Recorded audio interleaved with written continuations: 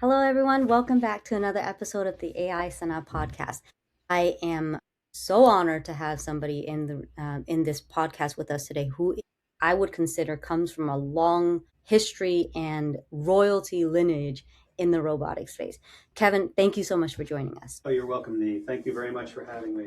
Kevin, I know you and we've met last year at Carnegie Mellon, and for the students here, if you are in the AI space, you would have inarguably heard of Carnegie Mellon. It is the number one, literally the number one school in the world for AI and robotics. And Kevin here is entrenched in that ecosystem through his undergraduate training, master's training, PhD training. Now he lives in that city. He helps support robotics and startups in that city. And so I'll ask him to go through this history. But today's topic is the market mapping of the construction industry, and robotics plays a really strong role in that. So we're lucky to have Kevin.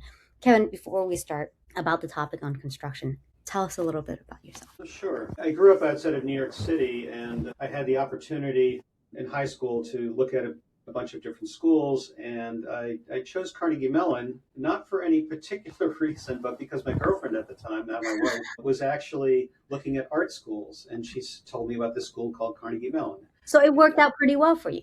That It was did a good investment. very well, and she mentioned Carnegie Mellon, and I said, "Where's that?"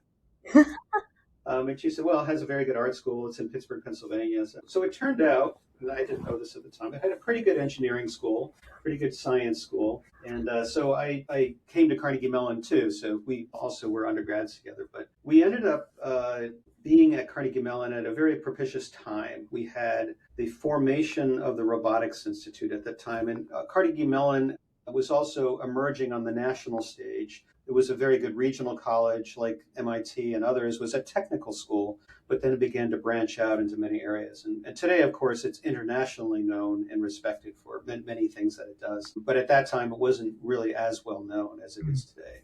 But I happened to be there at a time when they announced a robotics institute. I was still an undergraduate at the time, and I saw this little article in the student newspaper about a robotics institute. It literally was one sentence in the newspaper, but it so grabbed me. I knew immediately that's what I wanted to do. So I figured out who was who, and I pestered some people, and I ended up having a summer job that year as an undergrad working in the Robotics Institute as it was being formed. And I had the very fortunate circumstance of being there as things were growing. And I worked with a number of researchers at the time, people who are very well known in the field, Takeo Kanade in vision, for example, later Red Whitaker in field robotics, and Raj Reddy, one of the pioneers of artificial intelligence. So I was doing all kinds of little things.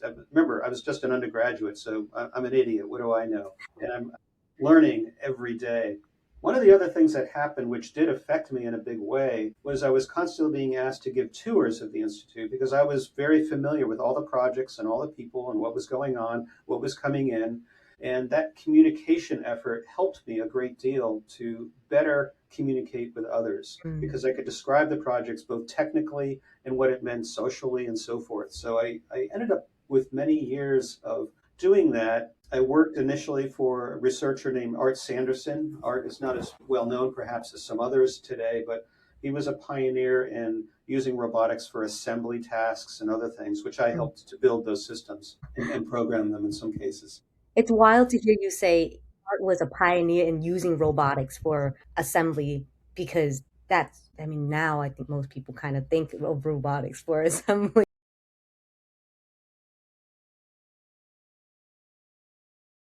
That's true, yeah. Yeah. If you think about robotics on automotive lines, for example, Yeah. it's ubiquitous. Yeah. You don't do a painting and welding on a car these days in a factory without robots. Right. Economically not feasible, really. And so working with Art was, and his group, the grad students I grew up with, was just a tremendous amount of fun. And again, I learned a lot. We had a very interesting researcher coming from Stanford, from where he just graduated, who was a pioneer in autonomous vision-guided mobile robots. That was Hans Moravec. And if for those of you who are not familiar with him, you should look him up. He is the really often called the pioneer, the father really of autonomous mobile robots, using vision-guided robots. Remember, this is back in the early 80s. There's not much power in computing. You have more power in the phone in your pocket than 1,000 of the computers had at that time, even the mainframes. And so that work was fascinating. I ended up working with Hans closely over a number of years, building indoor mobile robots to do navigation. We sometimes took them out on the sidewalks using a robot built by another group, by Red Whitaker, who I later also joined to build some of the first roadworthy autonomous vehicles.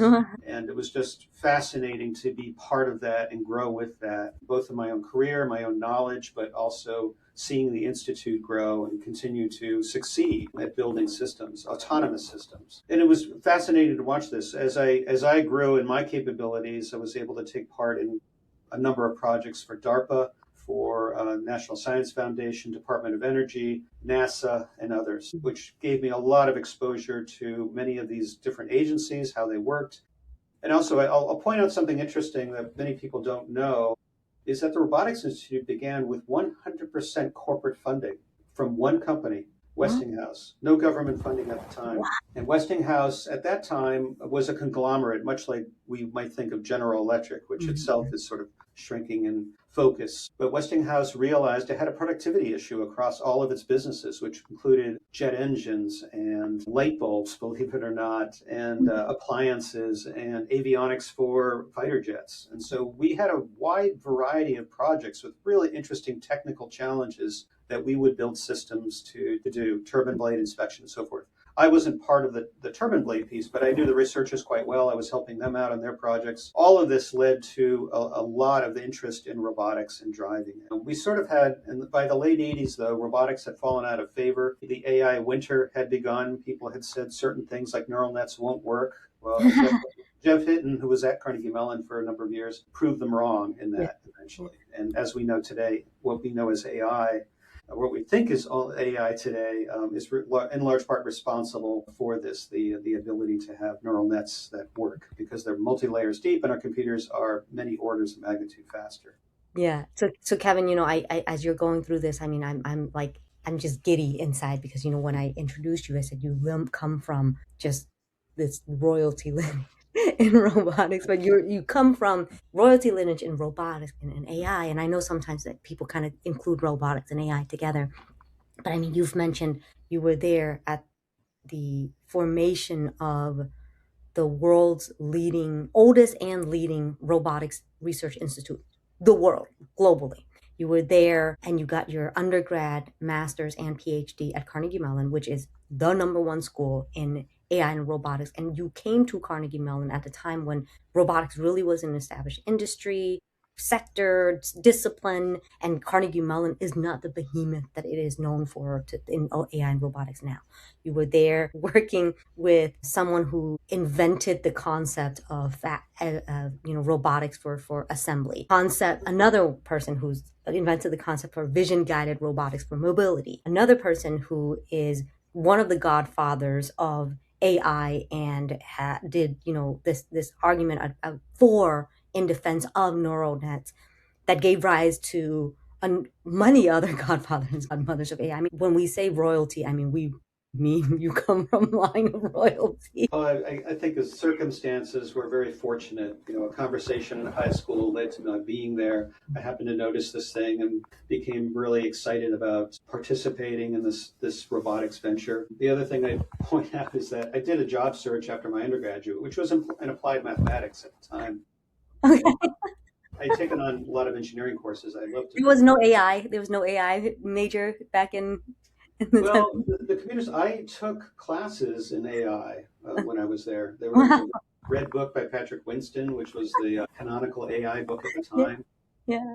So when people say, oh, AI was invented in 22, 23, I mean, you chuckle at that because Oh my gosh. Yeah, people, I don't know what happens. Maybe it's a lost generation or something, but if you look at the work of Herbert Simon and Newell and McCarthy at Stanford and Minsky at MIT, this was the mid 50s they did this work. Of course, yeah. I wasn't born then, I was even around then, but you can trace a lot of that back. And CMU, MIT, and Stanford all had excellent growing artificial intelligence things. The term artificial intelligence was coined in the mid 50s at a conference at Dartmouth, Yeah. and a very famous conference. But people don't realize there was means ends analysis, there was modeling the world, vision, systems, speech recognition, things we take for granted today. There's a famous quote often attributed to McCarthy and at least one other person, which says, AI essentially is what we've succeeded at, but then it's no longer called AI. Yeah. So when we have speech recognition and we talk to our phones, say Siri, please do this, or Alexa, please do that. That speech recognition part, that was AI. Yes. It took many breakthroughs, included hidden Markov models by Kai-Fu Lee and many others, to make that an acceptable commercial endeavor. And you can trace back the lineage of speech recognition and image understanding to much of the work done at both CMU and other places as well. Yeah. Yeah, you're absolutely. I love that, you gave the example of talking to your phone. The founder of our firm, Antoine Blondeau, he founded Alpha Intelligence Capital in 2018. His Mm-hmm. first foray into AI is he 30 years before that, in the 90s, he worked on a project commercializing DARPA funded research in a project called Callow that became the foundation model that is Siri. And so when people say, Mm-hmm. again, they say, oh, ChatGPT's release was the advent of AI. It's Right. funny to hear that.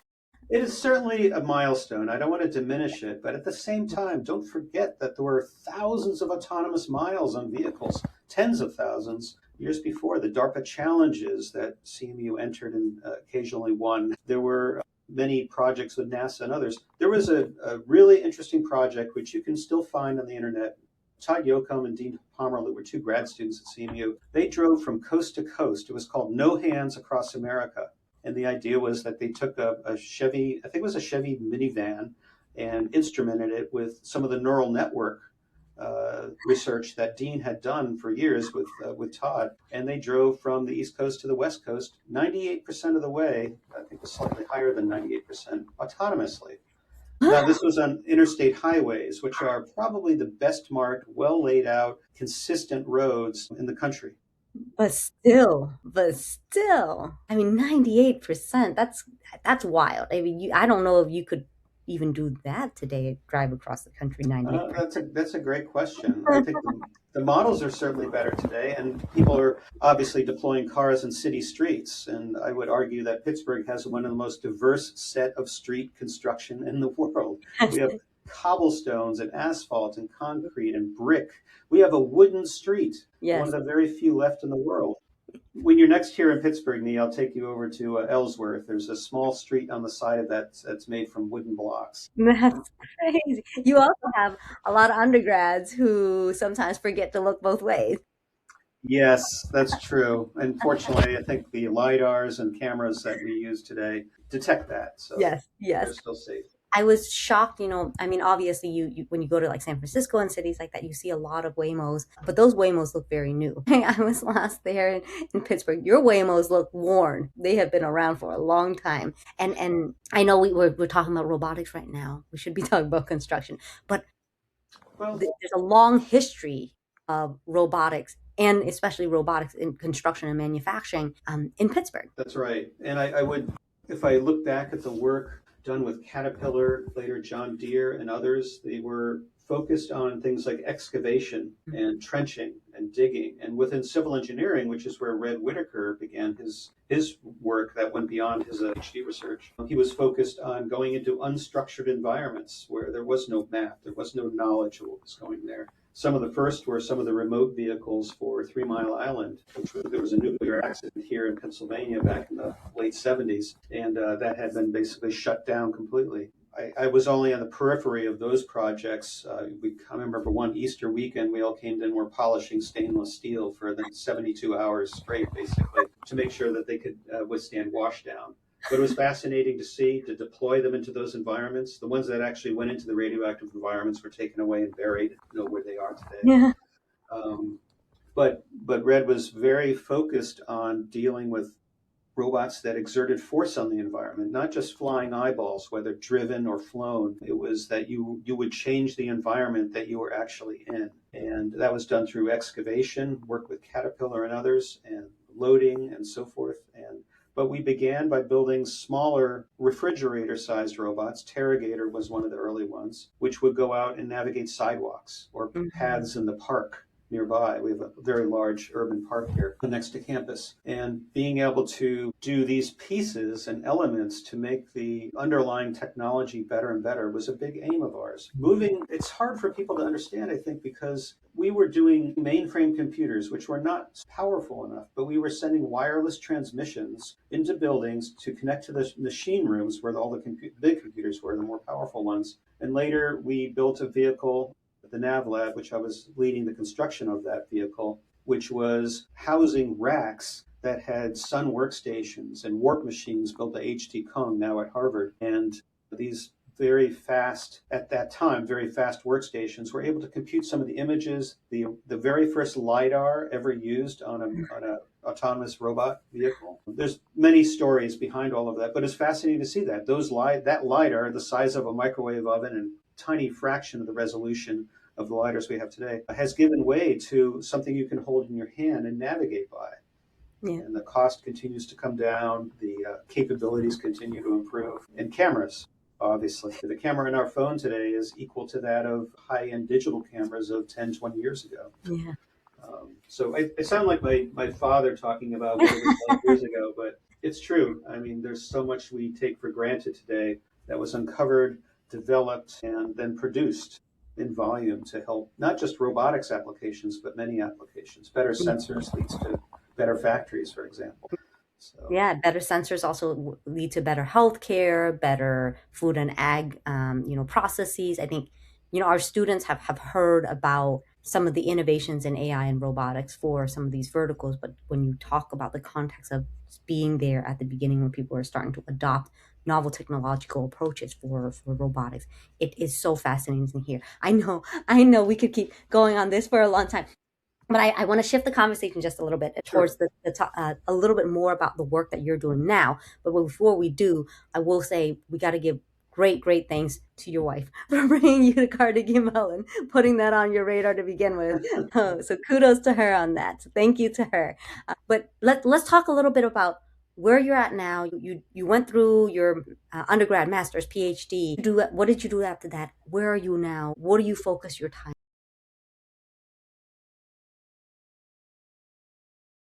One of the things I realized, I loved Carnegie Mellon. I bleed plaid. Plaid is really the color of CMU's at Tartan because of its Scottish heritage with Andrew Carnegie. And I decided a good part of the way through my PhD, I was doing the research, writing the thesis, and doing experiments. It was on snake type robots. I realized that's not how what I he chose it. With how he chose it and his So there's an interesting connection here. Howie's advisor at Caltech, Joel Burdick, was one of my committee members. Okay. Howie came to CMU right around the time, actually, that I was wrapping up my thesis. Joel was the committee member, and Howie came, and he also took on snake-like robots because Joel had been working on sort of these multidimensional ways to do sort of a mathematical mapping to control the gaits, GAITS, the gaits of snakes, which turn out, even though they have no legs, they actually do a variety of motions in order to locomote. That was one of the things that I was covering.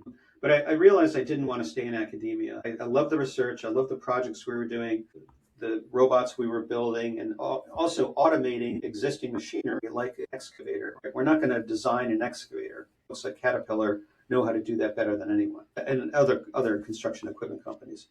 So here's the dilemma I faced, is like, what do I do in the real world versus academia? And I looked around quite a bit. I looked at a position in MIT, Microsoft, and others. I subsequently chose a company in the Boston area that was working on robots for the fabs. These are the chip fabs where chips are made, where wafers are moved around. It was a surprisingly still very manual process of moving wafers around the fab to complete the recipes to build the chips on the wafer, which are then sliced and diced and packaged elsewhere in the world. And I thought that was a fascinating environment. It's unlike the dull and dirty, maybe even dangerous applications of robotics. This was ultra clean, where the air was filtered. You wore bunny suits and you walked into the fabs to basically move things around, and everything's enclosed. So I thought that was a fascinating environment. I ended up doing a number of things in the semiconductor industry as a result of that experience. But we designed and built mechanisms to grab pods of wafers on a sort of a monorail that hung above the machines, and these things called FOUPs, front opening universal pods, which housed maybe $1 million worth of wafers. By the time they made their way down the production line and these 400-step recipes to do lithography and so forth to build them,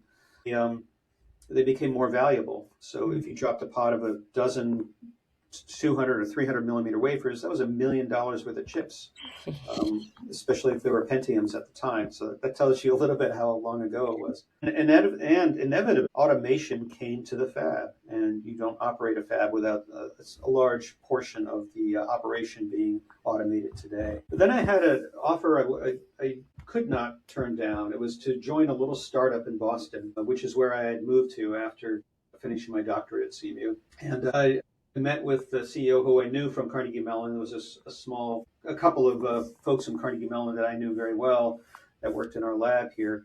And I was the functional manager for electronics for our lab in the Field Robotics Center for a time. And I met up with him, met him at his small apartment in the north end of Boston, which is really the Italian section, lots of great food, and it's just a very lively area. And he showed me this little disc with very bright LEDs on them. Of course, I knew what LEDs were. What I hadn't realized is how bright they had been becoming. And red, green, and blue, and you can control them, make any color. And I was hooked. I thought, well, as in the words of our later CFO, were we all betting that disco is coming back?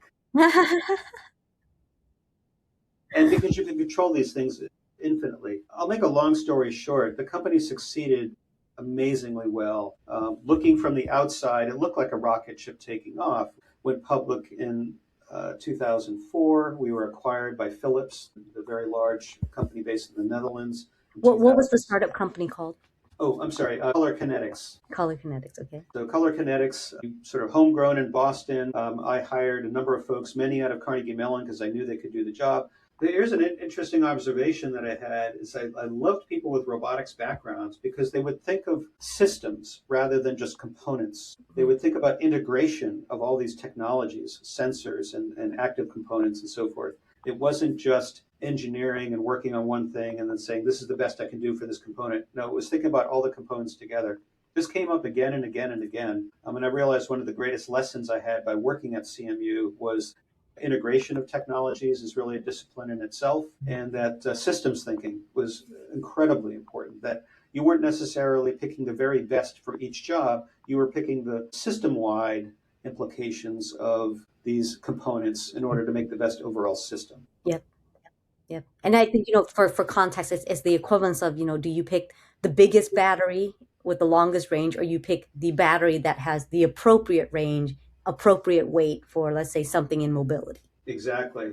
And that's actually a great example because the bigger battery means bigger mass, bigger size, bigger volume. So you've just negated some of the things that you were trying to do. So how do you work all of that together? There's no closed form solution. It comes from a lot of experience and, of course, a lot of testing to find out where is the sweet spot for optimizing this particular system. And of course, we all want battery technology to be better, so we're always looking for the next big thing. But I think there's a lot of ways in which you can think about systems and integration to make vastly improve. And in robotics, that's more important, I think, than almost anything else, because it is such a mixed set of ingredients to form what is the best solution for a particular problem. So I was at CK, Color Kinetics, we called it CK, for a number of years. After we were acquired, I learned quite a bit. I ended up being in Amsterdam and Eindhoven, their technical hub, quite a bit because I was learning a lot about the international aspects of the business. I like to say sometimes that CK, Color Kinetics, was my MBA. I started an MBA program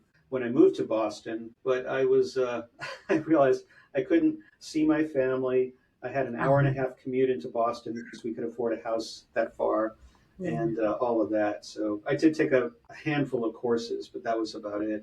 I'm glad I did what I did because I could not have continued to do what I did without sort of giving up something. MBA, I realized in the end I didn't really need it. But I did learn a lot from those courses. I remember once catching our CFO in an error where assets and liabilities didn't add up to the equity. Okay. So that was like, accounting 101, and I just said, "Oh, what's going on here with this number?" And then he quickly grabbed all the papers, ran out of the room, and I think fixed the pretty obvious error. Oh, thank goodness, thank goodness. See, those courses came in handy. It, The Color Kinetics was acquired. You worked with the acquiring company, and the acquiring company was Philips. it was which the largest at that time, the largest lighting company in the world. And so and Philips is a still very well recognized quality Oh brand yeah, today. So Color Kinetics was acquired by Philips. You worked with Philips after the transition, and how does that lead back? When and how does that lead you back to Carnegie Mellon, Pittsburgh, robotics factory? after Philips, I joined a startup in Cambridge, which had some really exciting technology from a well-known researcher, John Rogers, who was at UIUC at the time, later went to Northwestern. It was the confluence of electronics and materials to form the basis for sensors and other devices that could go on the body or in the body. Mm. And it was exciting. You know, at that time, we didn't call it this, but the word wasn't quite used in this way. It was really a platform technology where you could do many things from it. Mm. The danger with that, and this is where I ended up disagreeing with our CEO, who I liked and respected quite a bit, but his turn of phrase was preserve optionality, Okay. which sounded good in principle. Okay, well, we're going to be opportunistic and find the right market, and then that's what we're going to go after. To me, it felt like we're skating on thinner and thinner ice. I don't want to sound like I'm diminishing it in any way, but in the end, I transitioned out of the company. We had some disagreements on this because I had a small team, 15, 20 people. We were trying to do too many things in cosmetics and solar arrays, military work, medical work, clinical work. Wow. we Wow. actually we were actually going to launch. We actually got to the commercial markets where we launched a product with Reebok to do impact detection on the head. The idea was a TBI, traumatic brain injury, and so forth, leading from concussions. Was a very challenging thing at the time. It is still today, right? Yeah. How do you make sure that athletes are safe when Yeah. they're doing their sports? Yeah. But I mean that's so broad. I mean to preserve optionality and that leading to, sports tech, healthcare, cosmetics, solar panels. I mean that is so broad. I can't even imagine how you would stock inventory enough to even No, you launch all can't. those products. Each one of those is a very different vertical, right? You have to figure out how do you go to market. And of Yeah. course, the principle was we'd explore all these things until we figured out what the right market to go after was. I really enjoyed the clinical part of it. I left the company, and then a few years later, they got acquired by a company for that particular application. Oh, It was, oh, you know, that's fantastic. Good news for them. So you're a PhD in, two startups in, one acquisition in, and what do you do? What do you do with your life? So I was talking with a friend from Pittsburgh, Henry Thorne, and the history of Henry goes back quite far. We were undergraduates together at Carnegie Mellon. When he graduated, I believe with his master's actually, he ended up going to Flint, Michigan to help General Motors with their welding lines and Mhm. created a controller which was a big time saver and money saver for GM. But he wanted to do something more, and he was thinking about personal robots at the time, a little like iRobot, which was gestating right around the same time. You know, Helen Greiner and Colin Angle out of MIT were building that, along with their advisor, Rod Brooks, who's another great character in the robotics timeline. And Henry had this idea, and I said, look, there's this program here called it wasn't called Innovation Works at the time. It was called Ben Franklin Partnership. And I wrote a proposal to them. It was accepted, and that brought Henry to Pittsburgh. And we ended up doing some of the personal robot piece, but he was a little ahead of his time on that. And ultimately, the personal robot thing didn't go well. But I was also now focused on my education and working on other things. But Henry stayed on. He founded a couple of companies, including one called Four Moms, which was building products for very young children, really toddlers and babies. And I thought it was very interesting. It was also consumer products, which was challenging. We'd done some of that. I'll probably try to avoid consumer products in the future. Okay.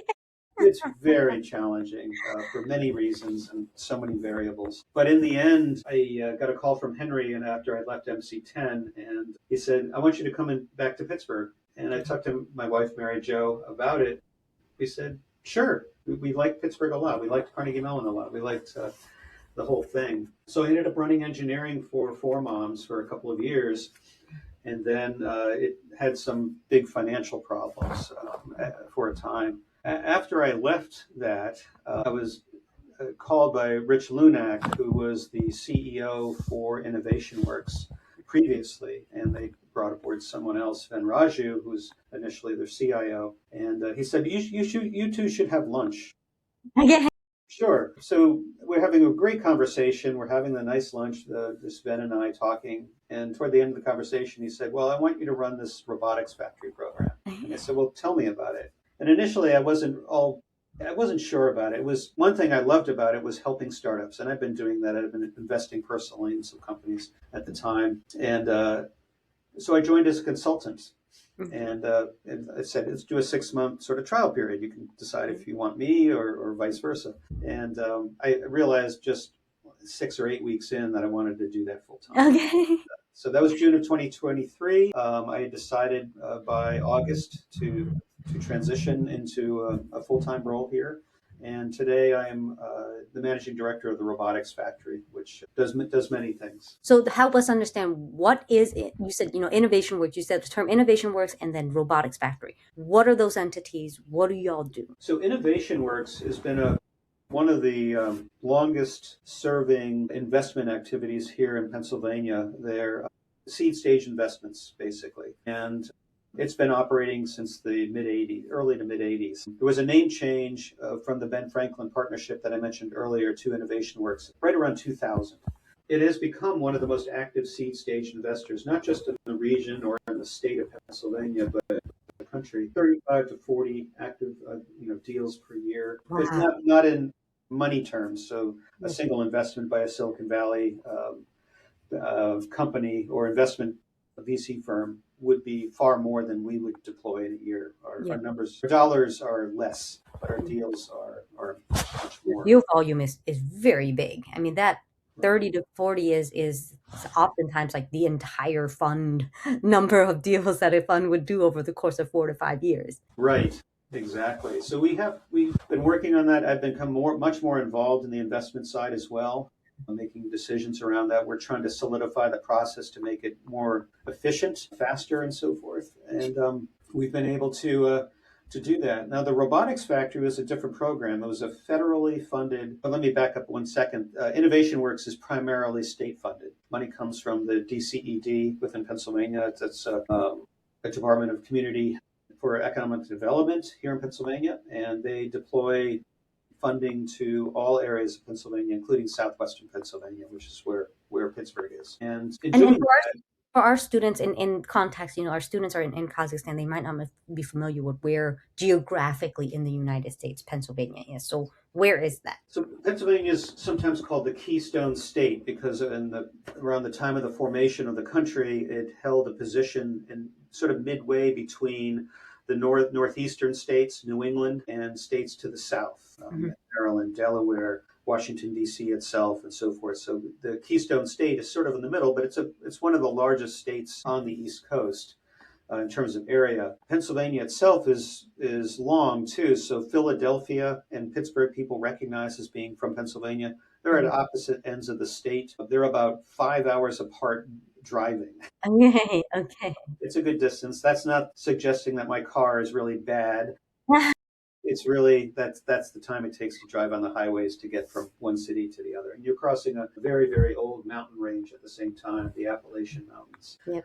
And I mentioned that because the work that you do in robotics and AI, it stems from an area that was historically big in manufacturing in steel, and that background in manufacturing and steelworks, it's really crucial for the hardware side of the robotics. You also now are kind of in the middle, really along that entire coast of the eastern coast of the United States, along financial government hubs, including New York, Washington, D.C., Atlanta, with the CDC for healthcare. So you're really centralized to be able to leverage AI and robotics to apply to verticals that are important for each of those hubs.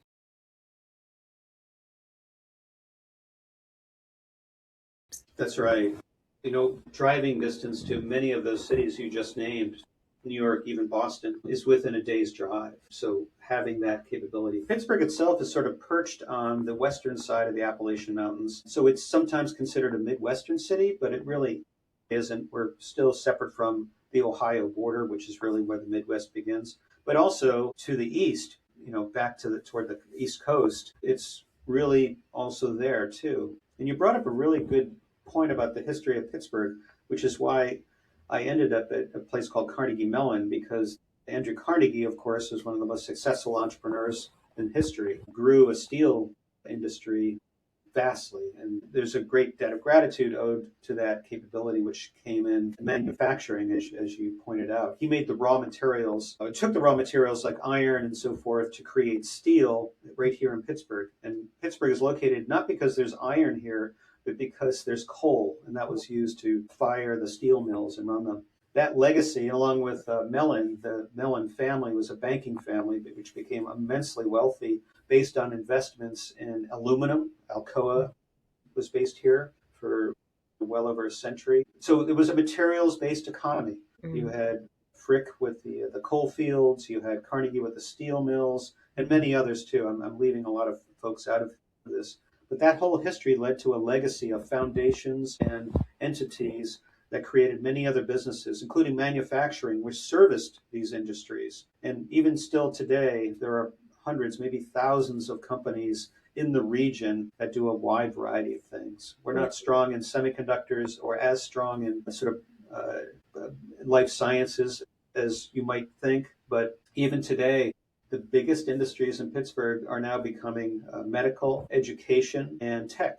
It's really no longer, steel is no longer really atop that list. And so it's been a really interesting path to watch that happen over the past few decades here. Yeah. And I think, with you and Robotics Factory in 23, such timely, it's such a timely occurrence because, in 23, people were talking more about the open AIs and the open AI wrappers, etc. But now there's massive demand for physical AI, how to bridge the software and hardware stack surrounding robotics and robotics' ability to execute. So I think that, the fact that you came back to Carnegie Mellon and to Pittsburgh in 23 and with the rise of the robotics factory, it's just so timely. You know, You've got a knack for timing.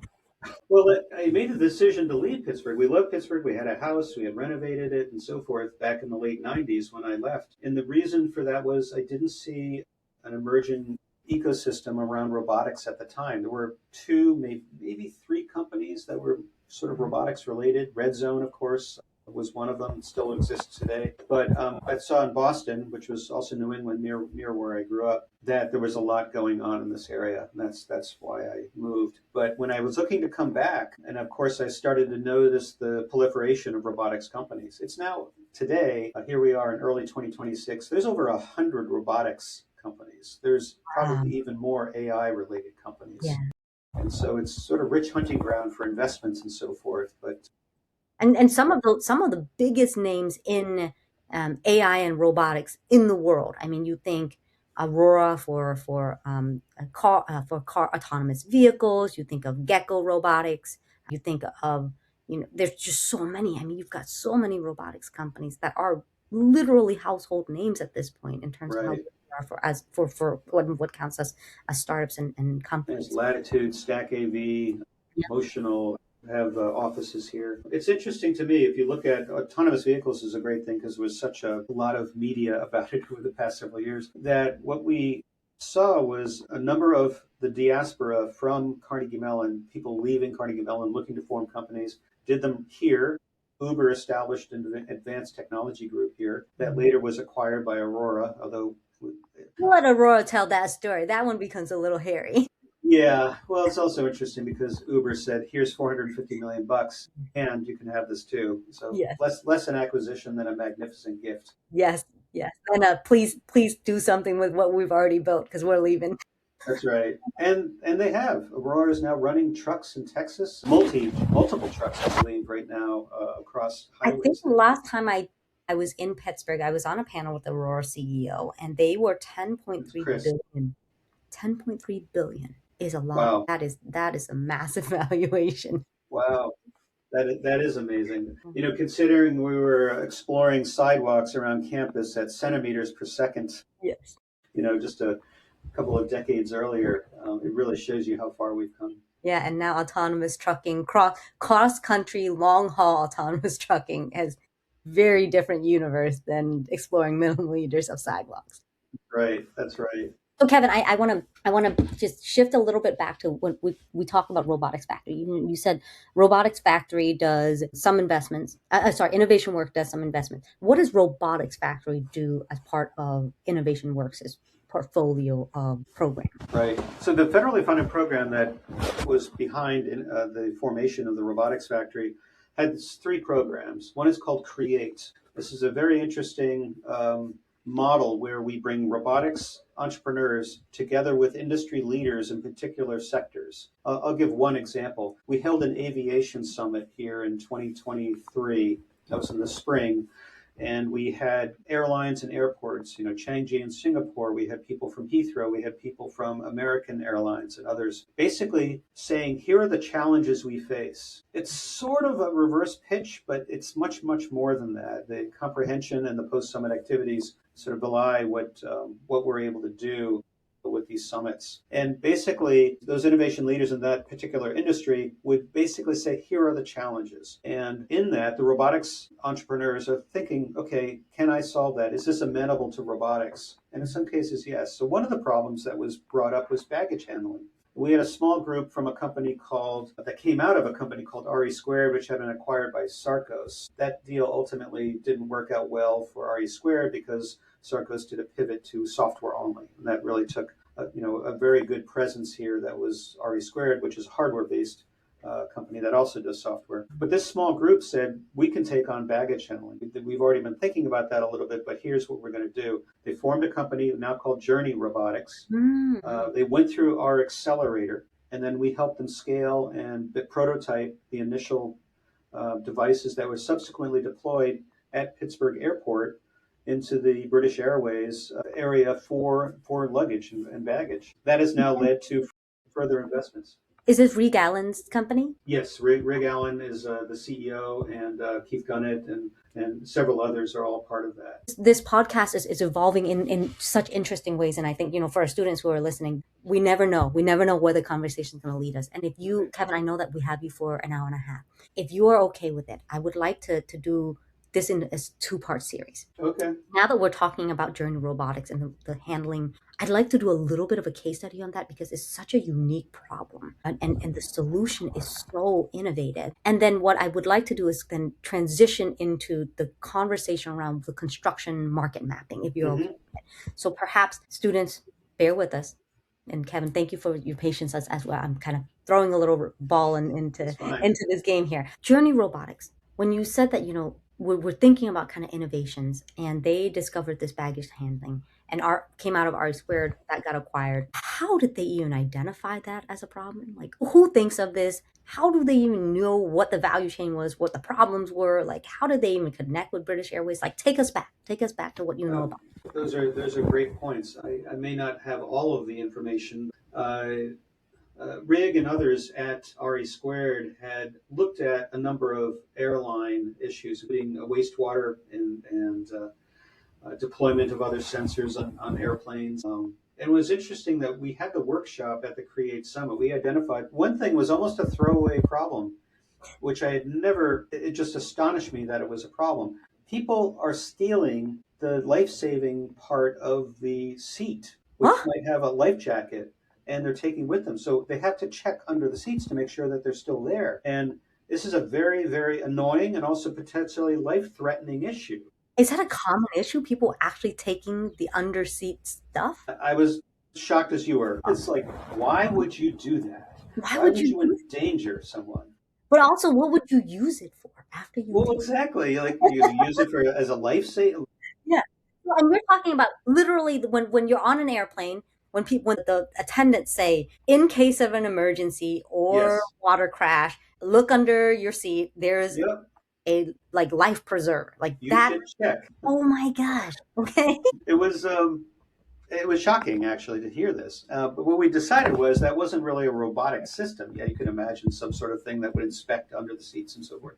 But the idea that we threw out there collectively was RFID tags, so you could check it on, make sure that it wasn't leaving the plane. And I believe I've heard, I don't know for a fact, but that Boeing is looking into a solution very much like And you can also, I can imagine an RFID tag on a life vest or a life preserver is important because if it's deployed, you can check when it's deployed and you can track the people who are floating in the water. So it seems kind of like a useful yeah, solution. it could be. It's a small expense for such an important thing, but if people hadn't been stealing it, we wouldn't be talking about it here today. It's like Yes, that's that's so so, weird.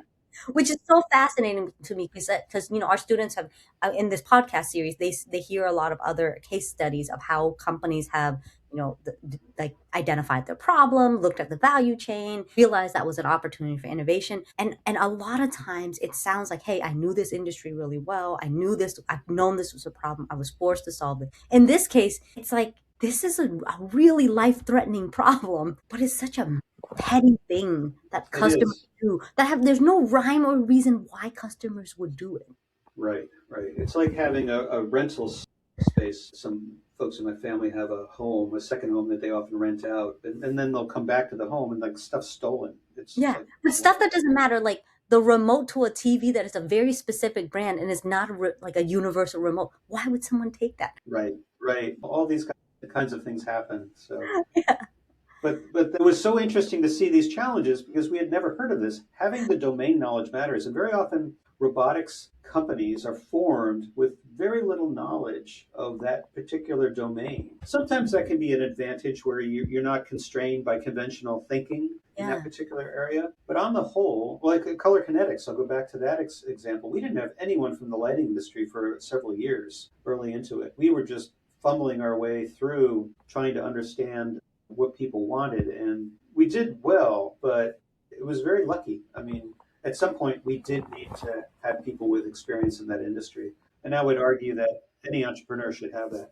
Is that a factor of the fact that robotics itself requires so much knowledge around the physical engineering of the system? Or what why would robotics companies uniquely have an overabundance of or a lack of expertise in the industry that they ultimately go in to solve the problems? I think the assumption that, oh, I see how we can improve that process with a robot, so we'll just do that without really understanding the business, the mechanics of working into that industry, how business is done there, on what basis. And without that, I think you're at a disadvantage until you have someone who can point out a few things to you about that particular business. So then if we go to Journey Robotics, so with this summit, there were ideas kind of floating around that you didn't even realize were problems. And how did Journey land on baggage handling for their robot? I'll have to recall this, but I believe that that was presented to them at one point as a problem. They said, well, we don't know exactly how to solve that, but perhaps, engineers naturally want to sort of dive deep quickly and offer a solution. Yeah. But I think what they did instead was instead of saying, oh, we're just going to use an arm and we'll have it grab a bag and put it over here, they worked with airlines. And that aviation summit was a great way to meet some of those people. So IAG, for example, was there, and they're the parent organization for British Airways, one of the largest carriers in the world. But hearing it straight from the people at British Airways it made the decisions that they had to make about the system more Yeah. focused, more constrained, and that actually freed them up to explore those rather than trying to expand capabilities. All too often, and I was guilty of this too, like, oh, this could be used for this and this and this, but Yeah. if it just, focus on the one that's going to be your beachhead market that will enable you to be successful, be trusted, and then you can expand. But you try to do everything all at once, and it usually does not work. Like what you were saying about the company that you were working with, where you preserve optionality. Right, right. So on this, in the baggage handling space, what's the status quo? And what are the areas of inefficiency that was so crucial that IAG sent someone to the summit to find? a startup to build something specific for their problem? First, we were very fortunate to have a trade association. This became the model for later summits. A trade association in that business who were able to contact everyone, and so they Mm, had deep contacts with them. We, myself in particular, I don't have a lot of contacts in the airline industry. I could probably call around and get some, but they knew who to contact immediately. So they were the ones who said, you should come to this. Here's why. This is being put on by a group in Pittsburgh that is well known for investing in startups and so forth. They have good connections with Carnegie Mellon, one of the leading universities in these areas. And so that's how it really began. Those connections were made through that. And then bringing in airlines and airports. So interesting thing that again I didn't know was that who pays for the systems on the airports? Is it the airlines or the airports? It turns out it depends. It depends on oh, which airport. It's not, there's no one thing because gates can change from one airline to another over time as companies go oh, out of that's business or true. change operations. So who owns the property? It's usually not the airlines, it's usually the airport. But on the other hand, there are many cases in which the airlines will pay for equipment to service their planes and so Yeah. forth. And but the airlines employ the handlers, the baggage handlers for their specific. So there's it seems like it's one big co-working space for a lot of Right. airlines, right? And that reminds me, you had asked the question, what is the status quo of baggage handling today? It is mostly manual, almost entirely manual, other than the conveyors, but they have to be unloaded from the holds within the plane. Yeah. Sometimes there are things called LPDs. These are basically look like small container, not small, but they're good sized containers that hold a lot of baggage. Those Yeah. are often removed and then those could be shuttled around. But then eventually the baggage has to be taken out of those. And they're often put on trailers that are linked together like a small train Yeah. pulled by tuggers You around see the. those. I mean, it's entirely manual because even when you say the conveyor belts, I mean those people have a little car that is attached to the conveyor belt, and then you Right. drive it up to the plane, and you kind of position in place, and then you turn it on, and then it starts doing. So a lot of it is there's not really a whole lot of actual like non-human intelligent automation in that process. Correct. That's absolutely right. And don't forget, too, that those jobs, there's a lot of turnover there. You're lifting, I think the limit is either 25 kilos or 50 pounds, which people, my wife has a crane scale kind of thing Yeah. where you lift it up and she gets to 49.9 pounds Yeah, on yeah. it. And so a lot of people do that. So you're lifting and moving 8 hours a day on your shift, Yep. 50 pounds of luggage around all Hundred, and for every flight, I mean, you're doing up to 300 of these in any weather, right? That's Rain, right. snow, ice, really hot, brutal sun. I mean, you're doing this round the clock. That's brutal. So Yep. okay, now I can see what you said about, baggage handling. The issues of baggage handling come from one, the fact that despite the abundance of robotics and automation resources available globally, it's not very well and widespread deployed in baggage handling. Two is the turnover and the human impact of that job is very, very, very high. Right. That's right. So we had identified this challenge at the end of the Create Summits. We have a really it's a very well structured workshop where they actually have homework to do, and subsequently we have many business plans that are presented to the entire crowd, and we have a little sort of challenge going on. Which one is the best, and so forth. Some of these are investable, and some of these ideas and companies have come out of this. There's much more to do. And then to your earlier point about construction, we held one of these summits on the subject of construction industry. And the construction industry is amazing. Let's, you know what, I want to finish our story on On the Journey. baggage handling, if that's okay, Okay. on the case study of Journey Robotics, and then shift into construction. So maybe let's spend the next 5 minutes finishing up this story of Journey Robotics. So Journey Robotics at this aviation summit, they were essentially reverse pitched a problem, and they identified this as an area to solve. There really wasn't a whole lot of one competition because the status quo was literally physically manual human Right. labor. So what is their solution, and what are kind of the signals that tell you that their solution now works? So they were looking at putting in their time and their own money into forming a company and finding a solution. And they were working on this. And we began to work with them to prototype a gripper that could quickly grab and then extract a baggage from a big pile of baggage, and we were helping them with that. And they really felt like there was a good solution here. But basically, the model was using a larger industrial arm combined with this very specialized gripper. Carrying, remember, you're carrying this gripper, which itself is pretty heavy, along Yeah. with the 50 pounds of baggage, or 20, Yeah. roughly 25 kilos of baggage in addition to that.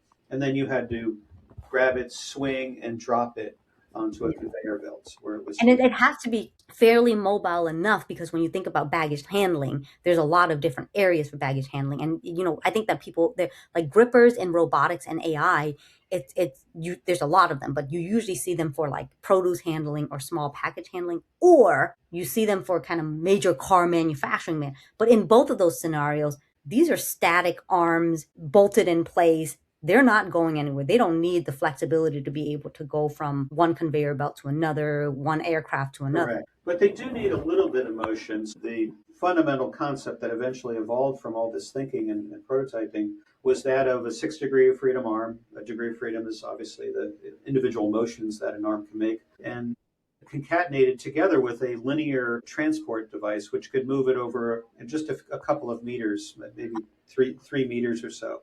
So Okay. you were able to reach into a trailer, grab a baggage, swing the arm, move it, and then drop it on the conveyor belt. So it didn't give. What used to be a fully human process of take, let's say, loading, unloading from a plane onto a trailer, driving that trailer into kind of the baggage terminal, taking the bag off the trailer and then into the conveyor belts that then ultimately end up where the customers get it. Then the manual part now is reduced to unloading off the plane onto the trailer, and then Correct. the rest of it can be automated. Correct, because the trailers were pulled by a human driving the tug, which would then park next to the Yeah. robot. The robot Perfect. would then, and the principle is that it would empty that thing onto the conveyor, and the conveyors would direct that particular thing due to scanning of tags and so forth to its appropriate Yeah. destination. So then you used to think, let's say that the lifespan of a worker, or I guess not the health span Mhm. of a worker in that role could used to be a couple years. You can now extend that double because they're essentially doing half of the labor. Not that you cut the jobs, is that they still have to be there to manage it, but the physical impact on your customer, the healthcare impact, the benefits coverage that the company would have to provide would Oh yeah, have because of the automation. that's right. And there are well documented health risks to that particular profession too, which is one of the reasons for the high turnover. Yeah. Doing that for a couple of years. In a subsequent summit on a different subject, we watched a short video from a very large food company showing a woman in a constrained space unfolding a box, putting the flaps down, taping it, moving it over here, filling it, packing it up, putting it over here. And just, I think most professional athletes would Yeah. end up It, crying it's after doing this brutal. for 8 hours. Yes, it's brutal. My family, we're immigrants from Vietnam, and when we moved to America, my mother worked in a dye and mold company. And so these companies would make printed parts for lots of different applications. And she specifically made the ink cartridges that would go in cash registers. And she did that for 6 years. And I mean, she literally sat doing the exact same motion for day in and day out, 12 hours a day, 6 days a week. Wow. Years. I mean, even now, I mean, this is 20 years later. She still has bruises on the bottom of her legs where her legs would press into the edge of her chair. Oh, boy. So the physical impact of repeatable motion tied to human labor is there's the economic impact, there's the human psychological, and then there's the physical healthcare long-term impact of it. Let me ask you what this other question. With Journey Robotics, where are they now, and how do you know their AI and robotics enabled solution is solving the problem and providing value? I'll answer that last part first, which is because it's been deployed at an airport. It's been actively working at the BA, British Airways section for baggage at the Pittsburgh International Airport. And they're right now in discussion. I'm not sure I can be public about this yet, but let's just say a major terminus in Europe, which is very, very exciting. And they're also in the midst of raising a significant round, which will get them to their next stage and milestones. And some of that investment is coming from these strategics. So they're keenly interested in this. Yes. I love that you semi alluded to determinists in Europe that might or might not be tied to some of the people who helped them discover the solution. Right. I know the terminus you're talking about, and that is one that has like a long term reputation for people losing their luggage. Boy, yeah, I can see that. I've learned, you probably too. I've learned to travel over many years by doing carry on Yes, everything. yes. I If could, you're going to go through this particular airport in particular, you should do carry. Okay, so you know it works because it's been deployed. You know the proof of value because it's been deployed. They you know it's valuable to the people who have tasked them with the problem because there is now a funding round and strategics in the space who understand this vertical and understand the problem are coming into it. That right. Kevin, thank you so much for covering that. I think that isn't just such a compelling case study and story around your very long history and very prolific history in robotics and in startups, in how it led to you working with the Journey Robotics team through Robotics Factory. Now, I want to just pause I, here and call this part one of a part two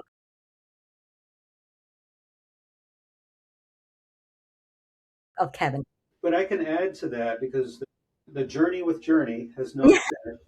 It's ongoing. We accepted them into our accelerator, the robotics accelerator, and they went through a 6 month curriculum to learn more about non technical subjects, basically related Mhm. generally to business. So if you think about sales and marketing, customer discovery, that's our strong emphasis. And that accelerate portion is also part of the robotics factory Ah, for the robotics accelerator. So Journey came out of a Create Summit. We helped them with prototyping. They go into the accelerator. They come out of well armed with other skills and experiences that they're now using. They're raising funding. We have further invested in them as well. And then the scale program, which is the third component of the robotics factory, besides create and accelerate, we basically help them to prototype, to engineer some mm, elements of their gripper, for example. So our support of them doesn't end with any of those particular pieces of it. We extend that. What we're trying to do in general is de-risk a startup. A yeah, startup can fail in so many ways. There's probably as many ways to fail as there are startups. yeah, One of my favorite quotes is the Anna Karenina principle, based on the Russian novel, which is all happy families are alike, meaning that your successes are because you succeeded or didn't fail at least with all of these things that you had to do to create your business. However, there are many failed companies, but they all can fail for different reasons. yeah, It could be marketing, it could be engineering, it could be timing, yeah, all kinds of things. So, yeah. all It's so amazing, the comprehensive suite of services and support that you provide through Robotics Factory. And our students have heard of accelerators as one of mhm. those resources in the ecosystem that they can lean on as they're going through their entrepreneur journey. But you're so unique in two aspects, well, three aspects. One, you yourself and your extensive understanding of the space, your prior startup experience, etc. Two is um, hardware is one that a lot of accelerators don't focus on because how, like, they don't know how, they don't have the resources. And third ties to that concept of no knowledge and resource.